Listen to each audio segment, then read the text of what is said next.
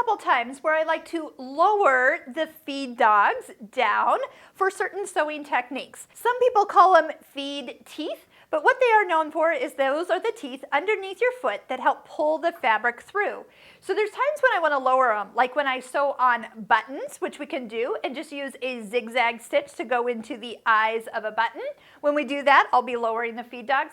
And also when we free motion quilt, that's another place where we don't need those teeth kind of trying to move our fabric while we're trying to move it in opposite directions. So to lower the presser feet, you're going to start by taking the accessory box off and reaching around to the back side of the machine. And there is a lever here that we're going to slide. When you slide it to the side, you will hear the machine lowering the teeth. So here's what it looks like on the back side. As you slide the lever to the side, the feed dogs do lower, but here's a little trick. You're going to need to push down on this lever to get it to slide back. So as you lower the feed dogs again, push down and slide it to the side, and then to bring them back up, you're going to need to push down just a little bit to kind of get it to come out of its little lock, and then push it back to the opposite side. They won't actually come up until you take a stitch. So if you don't actually see them come up, just make sure that after you slide the lever back